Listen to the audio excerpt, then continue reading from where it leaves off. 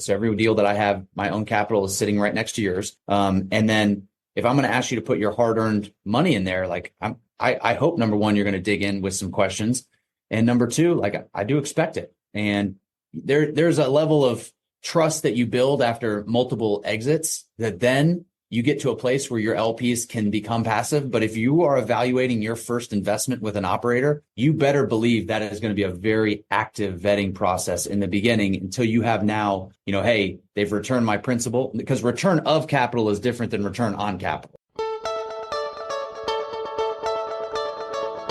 Welcome to the Real Estate Mogul MD podcast. Thanks for tuning in and taking control of your financial future.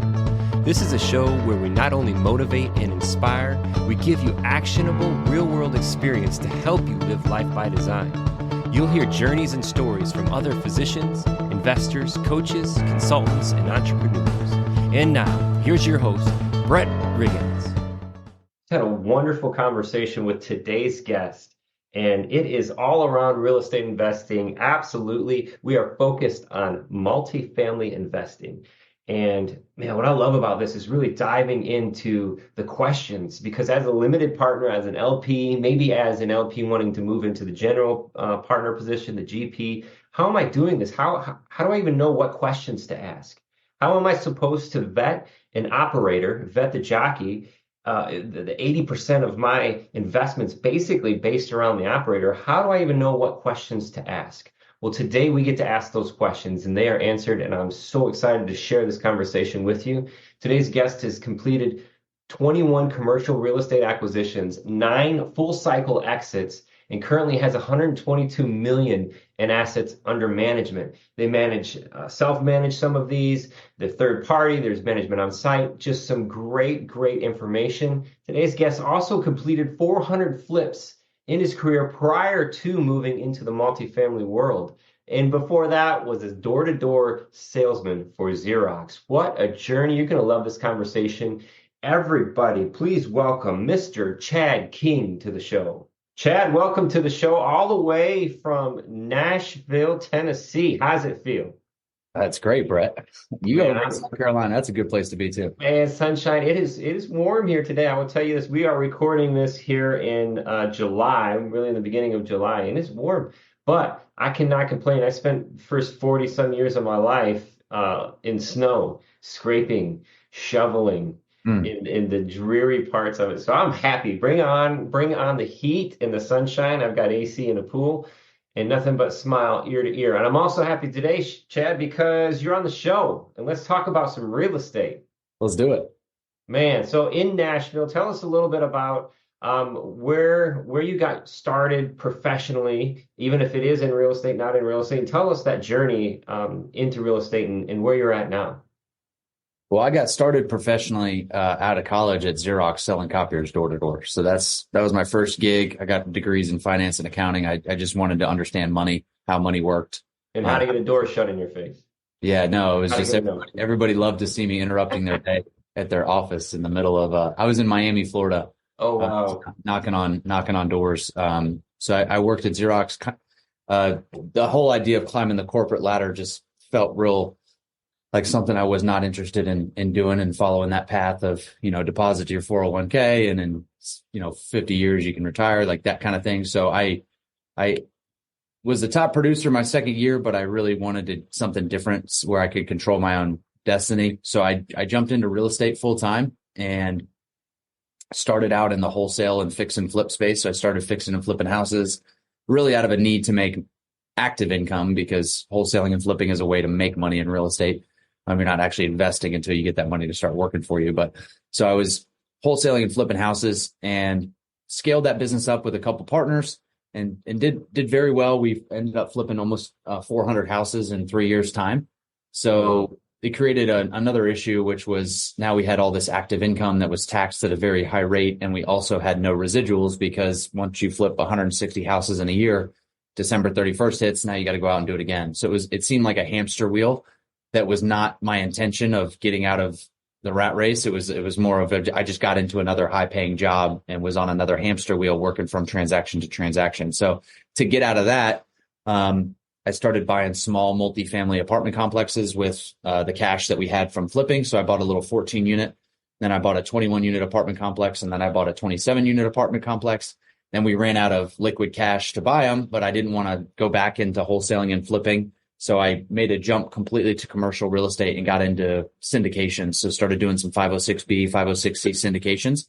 And then that allowed us to do, more deals at scale. So then we bought a 49 unit at 65 and 93. And now, 2 weeks ago, we closed on a 355 unit, a $32 million deal here in Nashville. So we scaled up from there. I've done 25 commercial real estate transactions, 14 syndications, and we've exited 13 properties successfully, meaning taking them full cycle, entry, reposition, stabilization, exit on 13 of them. So we currently hold about $130 million in assets under management. Most of that's right here in Middle Tennessee.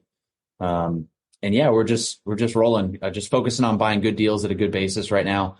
Interest rates are, very volatile, but still in a strike position, in my opinion. We just locked a Fannie Mae loan under 6%. Agent or community bank debt's anywhere from 7 to 8%. So it's still a good time to buy if your deal covers, and things are going well. So that's what we're doing, and just focusing on operating our assets the right way. And tell me a little bit about the time span here. When did you first started flipping houses? 2015. 15. And when did you first start into the commercial world? Bought my first complex the end of 2017. 17. Wow, that's awesome. And the journey since then, the full cycle deals, congratulations. It was all sunshine and rainbows, the whole journey, wasn't it? Yeah, no challenges whatsoever.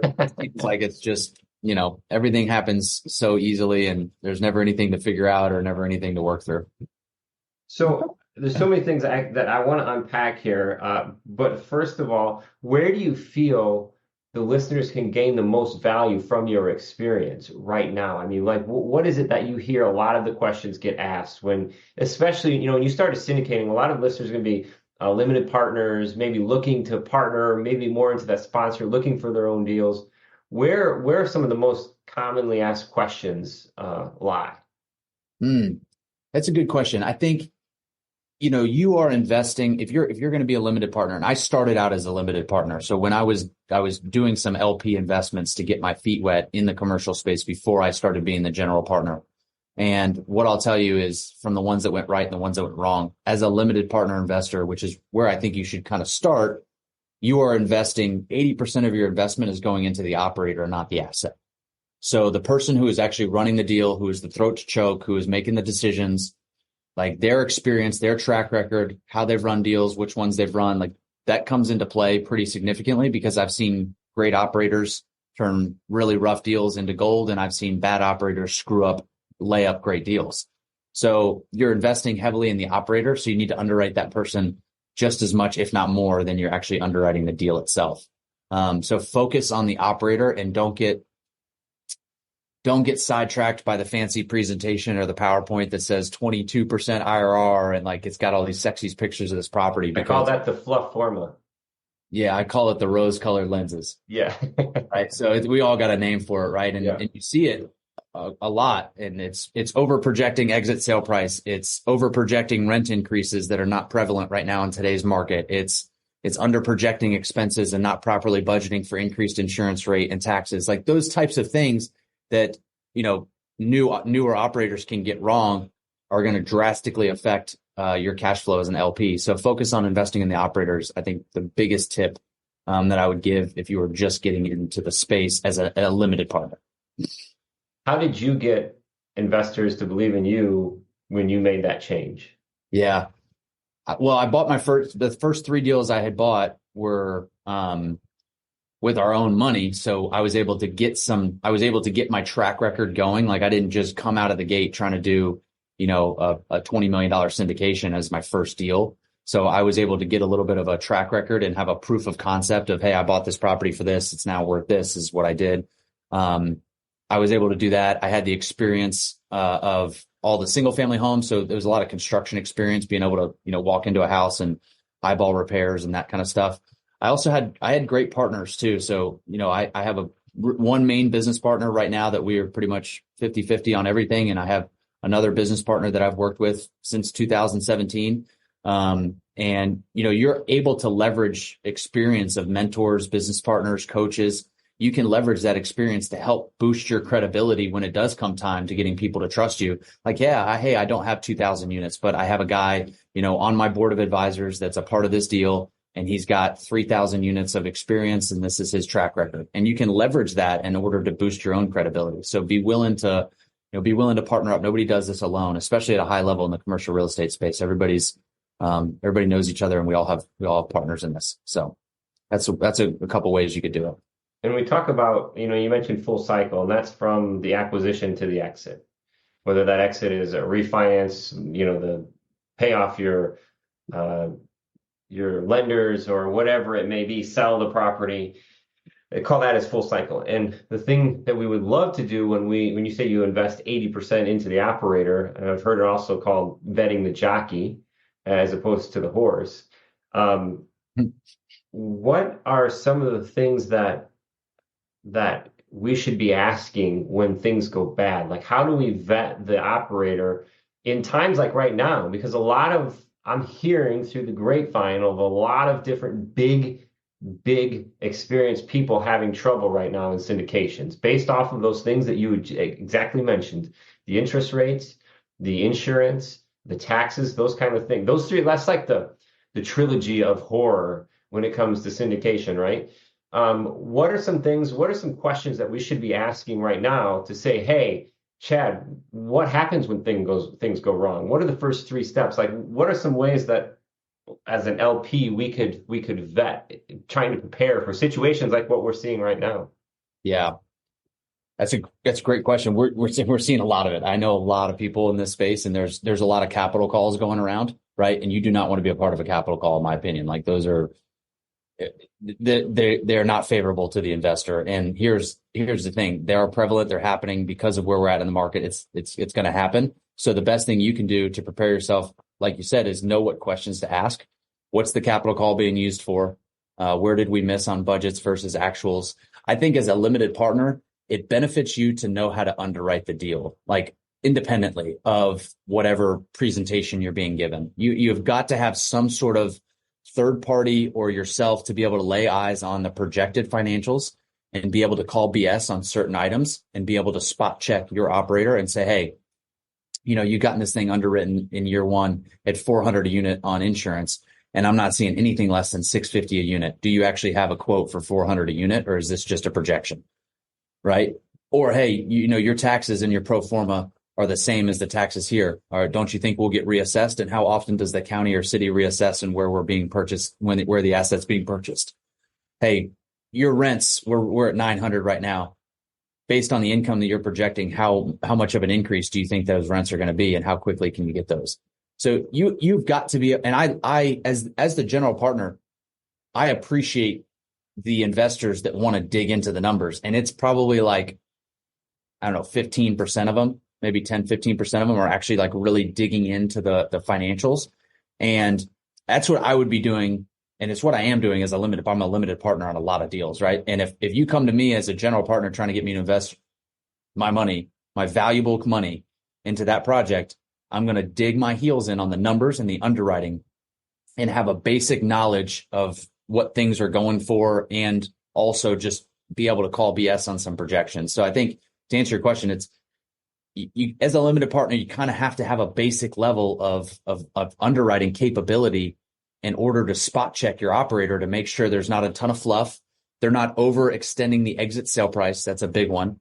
There's not a refinance baked in. That's their only ability to achieve the return metrics that they're projecting is on a refinance in year 3, because that's not happening anymore, right? That the debt that they're getting, make sure it pairs up with the business plan, and that they're not on some variable bridge loan or they're on long-term fixed rate debt. And I really want to just dig my heels into the underwriting. Yeah, it's so difficult because the beginning part of an LP, a limited partnership, when you're looking at this as a passive investment, is active. Like, you have to be active. You shouldn't be coattail investing. You shouldn't be, I'm just going along because the fluff forma looks good. It's like, but then I can feel or or hear questions from the inexperienced people. Well, I don't know those things. Well, you just broke down huge things. So hopefully when we break this down and we put this out on social media, that it breaks out those pieces, those questions, because you don't have to be experienced in order to ask those questions. You have to be around people that ask those questions. You have to want to ask those questions, and you have to want to find the problem. If you go into an underwriting scenario and you don't want to find a problem, guess what? You're not going to find one. Yeah. When you go in, and Chad, I've done this too, where I feel bad, like how much I've asked from the sponsors, how much I've asked from the general partners, because I'm tearing it apart. Yeah. Like, I am tearing it apart and asking those same questions. Those are great questions. And even if you just put in those three things, debt, right? The interest rate on the debt, how's that align with the exit? The insurance, looking at it per door, even if you don't know what the per door is, start asking those questions. You're looking at it per door. What is it now? What's it going to be in 3 years or 5 years?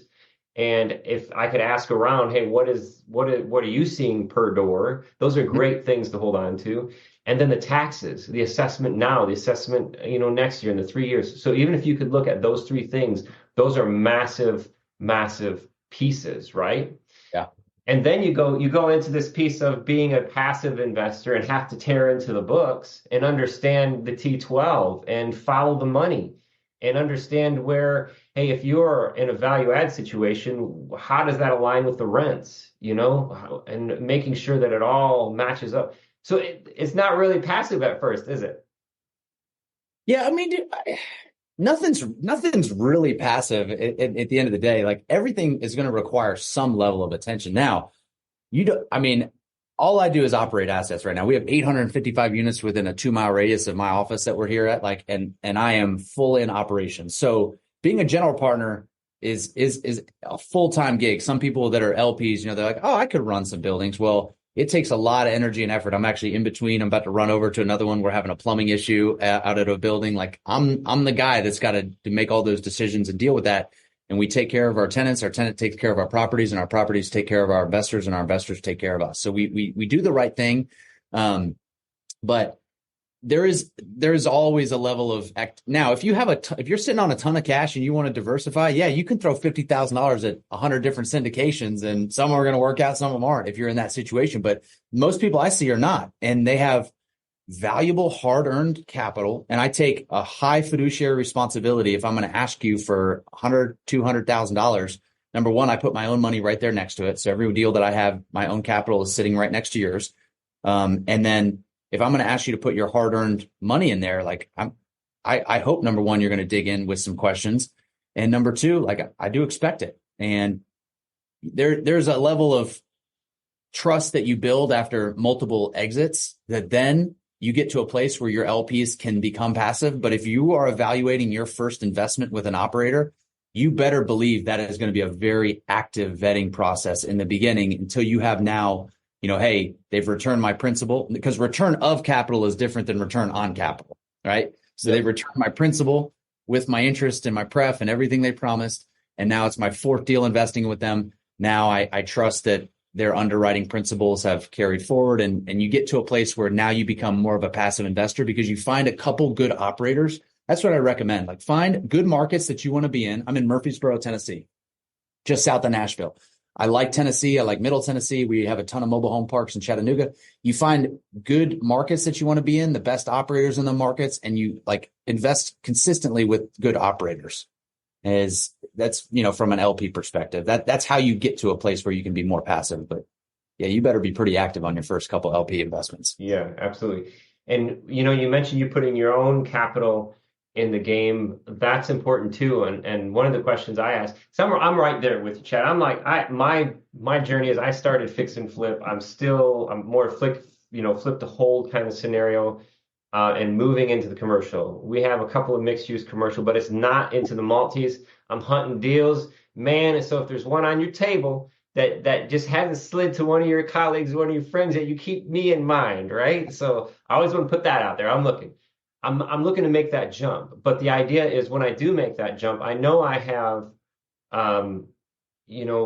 fellow investors who will invest with me. But to make that jump and say, hey, believe me on this one, right? I don't have a track record for Maltese, but one of the things you can gauge. So if you are investing in as an LP or with a new general partner, if they have skin in the game, so that helps you vet them as well too. Yeah. And as a fix and flip, as this, air equity creator, the generators in which we are in the flip world, I'm going to be able to create equity by acquiring it under market value, negotiating, applying my strengths on the front of the deal. And that doesn't hold weight. This air equity idea does not hold weight when it counts to skin in the game. For me, so if I create this, say 200,000 of this air equity or whatever, that's not like me putting 200,000 of my money in the game, right? Correct. No, that's not the same. Yeah. Forced appreciation doesn't have anything to do with actual tangible cash in the game. That's different. But you made a good point. I don't want to breeze over it. Like you talked about making your transition and having, a pool of investors to kind of pull from. The important part is you are vocal about what you're looking for and what you're up to now, so that when you do get that deal, you are not calling those investors cold and saying, hey, by the way, I'm in commercial real estate now and I have this deal. That's the biggest mistake people make when they're going from LP to GP, or they're going from, W2 to GP, whatever it is. They're not telling people what they're up to. Like, you need to be raising money now, even if you don't have a deal, because people think, oh, I'll find the deal and the money will come. I've heard that expression. I don't love it, because if you could find a smoking deal, but if nobody knows who you are and you got 60 days to close and you're calling people cold, trying to get them to, fork over hundreds of thousands of dollars, it's a lot different than if you've been planting seeds for a year, 2 years, telling them what you're up to. Hey, I'm still looking for these opportunities. Hey, I'll send you a mock deal.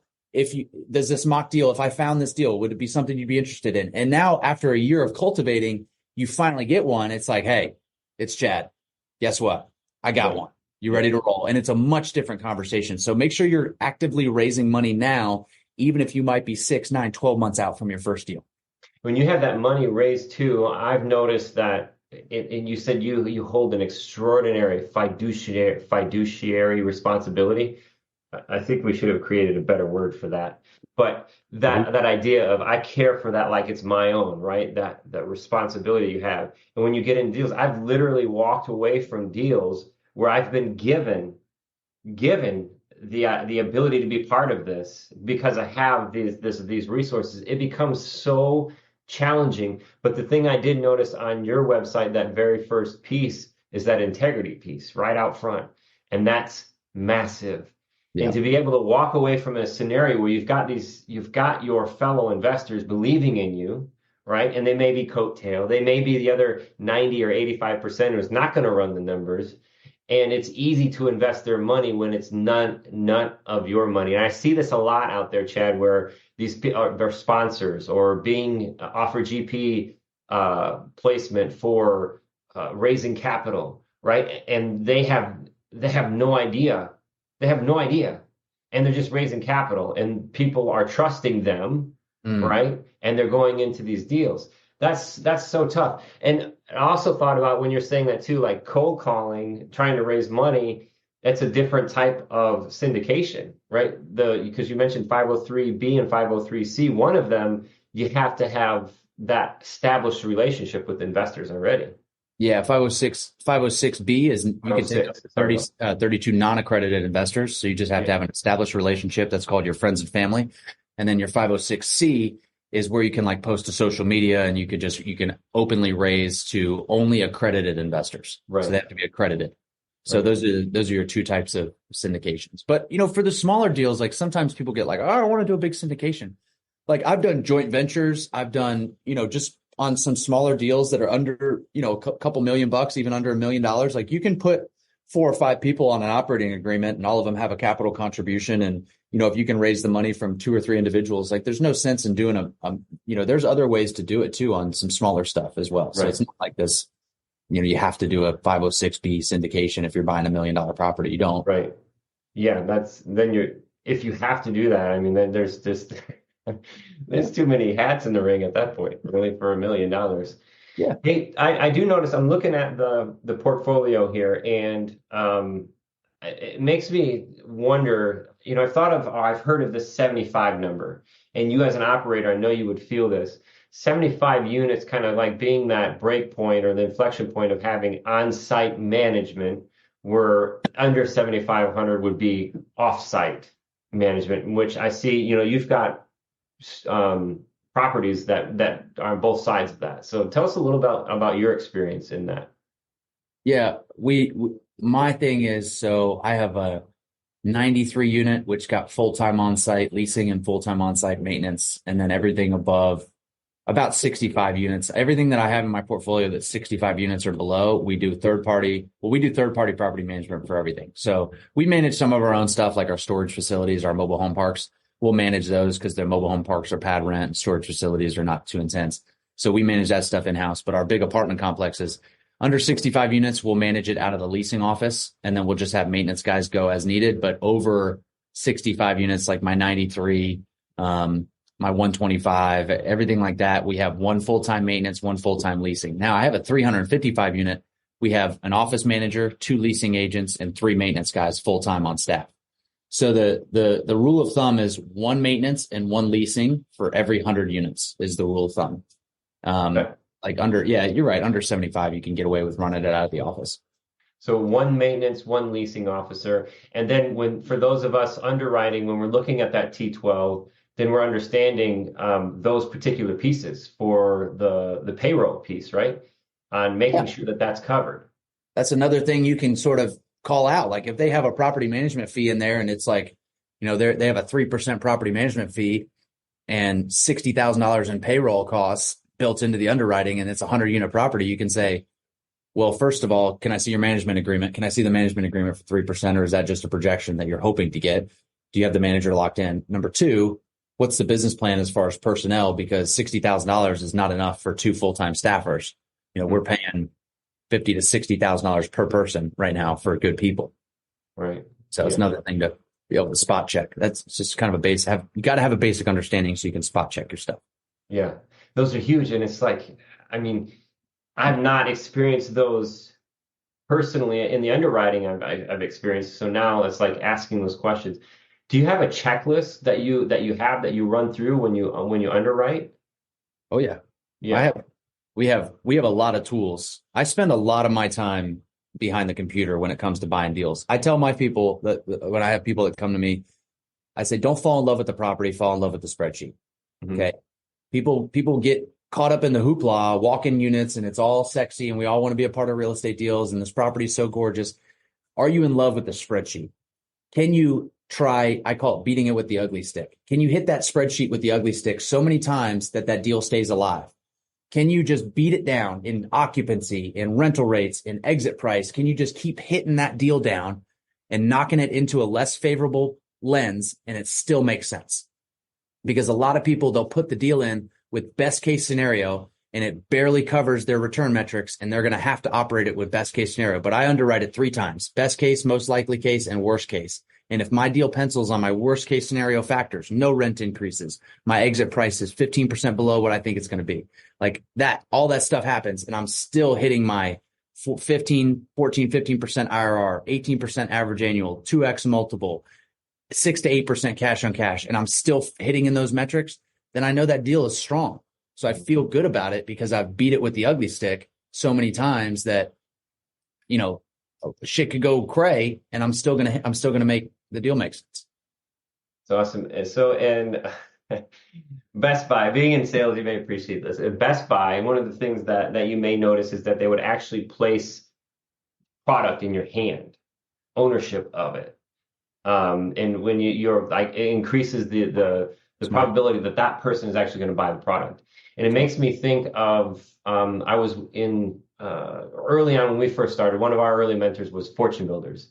And great groups. It worked for some people, it didn't work for others. I was one of those ones where I put my mind to it, I'm doing it, right? There's nothing stopping me. So it helped us out. But in that journey, one of the things that you did is you walked projects, right? You walked their projects, and those, yeah. And it's like you say, that piece of ownership, like the Best Buy thing, can get you all excited. If you're walking investors through potential projects, I mean, how much of that becomes that ownership and triggers your psyche to be, hey, I want to be this. And it's sexy. It's the cool thing, Yeah. just like development. Everybody thinks that development is cool. And man, it's crazy.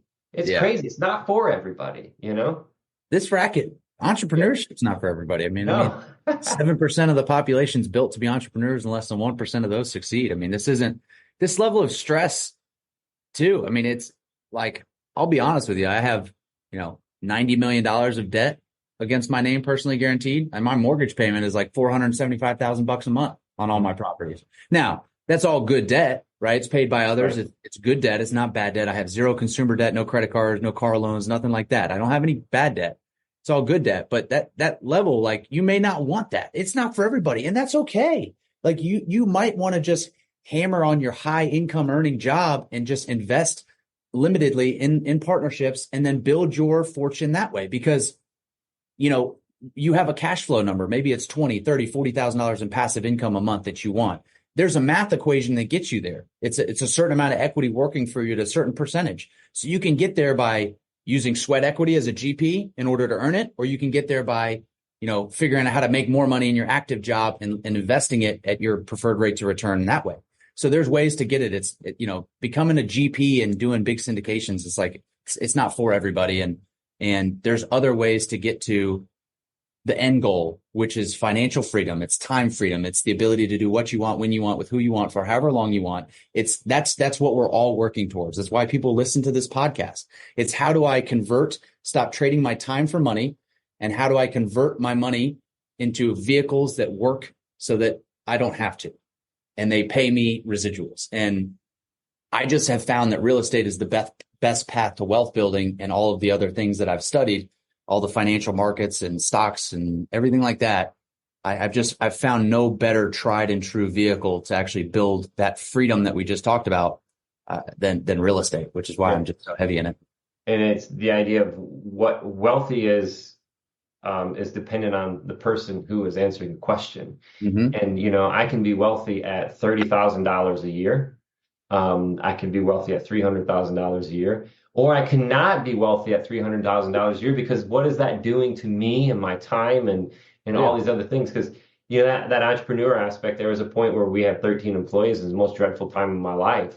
It was just, we were cranking through so much cash. It was in the fix and flip wholesale world, and cranking through so much cash and making sure everybody was always paid. And it just sucked, to be completely honest with you. It sucks. And now we're not. Like, now I'm still doing great things. Now I'm so happy with where we're at. We're even making more money than what we were, but I get to do what I want when I want. So I'm content, but I'm not complacent. I think the two of us share that in the way of, I'm still going out. It's just like personal development too, of me as a father, as a person, just always constantly shaping and sharpening to get better each and every day. So I ask you this question, Chad: when is enough enough? When are you done? Because it feels like, man, with all your experience, these assets at 90 million, I can't even imagine. Like, have you asked yourself, what's the life insurance policy so you don't leave a mess for your family if that happens before? If God takes you before, what happens then? Because I'm thinking about that as I personally write notes.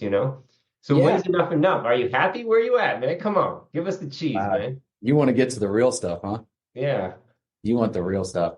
Well, I do have life insurance policies on myself. We got whole life, borrow against the cash value and invest that stuff at higher rates. So you do interest arbitrage. So that's just standard wealth building stuff. I have my stuff all in a trust, everything's set up for my kids. The properties will pay off the debt. Right. And then the life insurance will take care of them if they invest it properly. Hopefully my wife's been paying attention. She has been, and that money should keep enough cash flow to take care of the fam. Yeah. So I've thought about that a lot. I have two kids, 3 years old and 2 years old. And my desire to achieve got heavily accelerated. I think any dad listening to this understands that, when you bring another human into the world, the level of responsibility that you have now is amplified so much, because now there's, just another human being that you are responsible for. I'm really worried about their future from a financial standpoint, and what the world and the economics of the world is going to look like when they're teenagers and when they're young adults. like my kids' ability to afford a home is going to be like zero pretty much with the amount of inflation that's going on. I mean, they'll always get outbid by BlackRock. So like I'm building enough of a financial, let's call it a financial powerhouse so that nothing can disrupt, our legacy. I have some political aspirations that I'm working towards as well that are about 10 to 12 years out, to try and help out with what I believe to be some solutions for the country and the path forward. I'm building for that. So I'm in a situation like you where I'm blissfully dissatisfied. Every day I'm grateful that I get to come and work for myself and our investors, and I'm in a state of bliss all the time, but I'm also dissatisfied with where I'm at because I know that I'm here to do more. And I want to help more people. I want to help more people get out of the rat race, stop living in the matrix that they were told, get the bad information out of their heads that they've been fed for the last 20, 30 years and get new, good information in their heads, how money works, how it really works, that kind of stuff. So I'm nowhere near settling, nowhere near slowing down, actually quite the opposite. I'm putting my foot on the gas pedal even more because I think, as long as these, specifically the real estate deals, as long as they're bought right at the right basis in the right locations, and you underwrite them the correct way, these things are going to hold through any sort of financial crisis. The stuff that I buy, I mean, I buy 80s, 90s, 2000s product, BC class. My average rental price point is $1,200. It's C plus working class properties. That's what I buy. That's my whole portfolio. And that stuff is always going to have a renter. I'm 94% occupied across my entire portfolio, 95 some weeks. So I'm just building a financial fortress of apartments. And yeah, I have an exit at the end of 2029 on a lot of this stuff that I'm planning on doing. And then when that happens, we'll see where the world's at. And I'm either going to redeploy into more stuff or, potentially. That's awesome. Yeah. Well, I don't know. There's a lot going on in the world to figure out, but I have, goals there.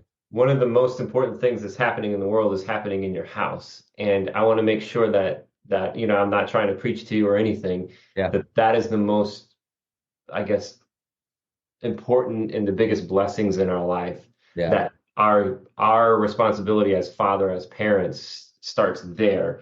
And sometimes we may think, it's a pendulum thing.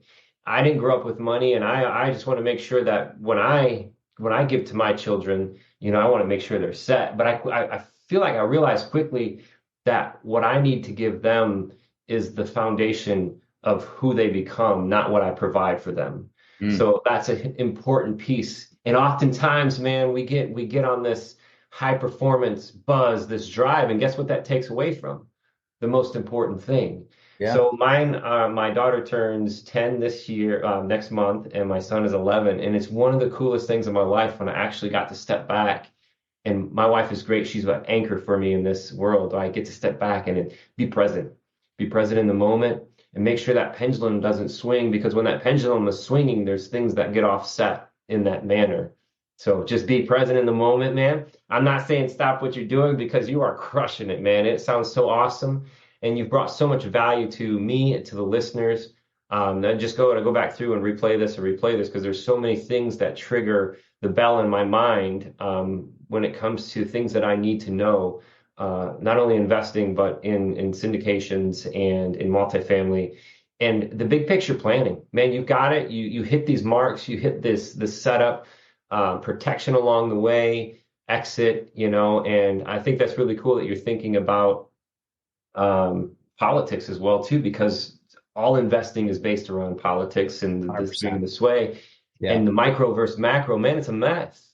What's happening in not only in politics, but in our schools, the big transition into homeschooling. And it's just because we can all see our little world and our little micro spots, and we can't fathom the macro piece of it. So, man, I'll be praying for you and your journey. Thanks, man, that's huge. But it takes that stepping out. So, man, thank you for your time today, Chen. Thank you very much for having me. I appreciate the words of wisdom there, being a little bit further down the fatherhood journey. So I appreciate Preaching that. off my soapbox that nobody asked me to be on, but they're forced to listen to me when we're in front of the microphone. Huh? They can always listen. No, but if you take that to heart, the journey is important. The presence of the moment, being present. And there's nothing greater in this world of showing somebody who they can become or who they've been designed to be. That is the biggest piece. That's the biggest change that we can have in the world, not the dollars that we create. Yeah. But the listeners want to find more of you, your portfolio, your opportunities. You've got some mentorship, some education, coaching type stuff, all kinds of stuff going on in your website. Where can they find you? Yeah, you'll know what's going on with me if you follow me on Instagram. I'm at Mr. Chad King, Mr. Chad King, only because the Chad King was taken, but Mr. Chad King. And then on Facebook, I'm just Chad King on Facebook. So give me a follow. I got some new programs rolling out. Actually have a pretty cool software that we've been working on, a tool for the longest time. It's like 5 years in the making that we're actually rolling out next month for real estate investors trying to buy commercial stuff direct to seller. So I got some stuff rolling out. So give me a follow. I'll be dropping some new information and some new stuff here soon. Awesome. Again, thank you so much, man. Appreciate it. Thanks, Brett. And to the listeners out there, as always, your attention is so important to us. Supremely and ultimately grateful for your attention. It's the attention that you give, like I was saying to Chad, it means the most. So the fact that we're getting a piece of that today is a blessing in itself. And I'll just end today by saying, make sure you're giving that attention to your family as well, too. Family and your closest colleagues, if family's not there for you yet or not in the picture yet. So until next time, this is the Real Estate Mogul MD.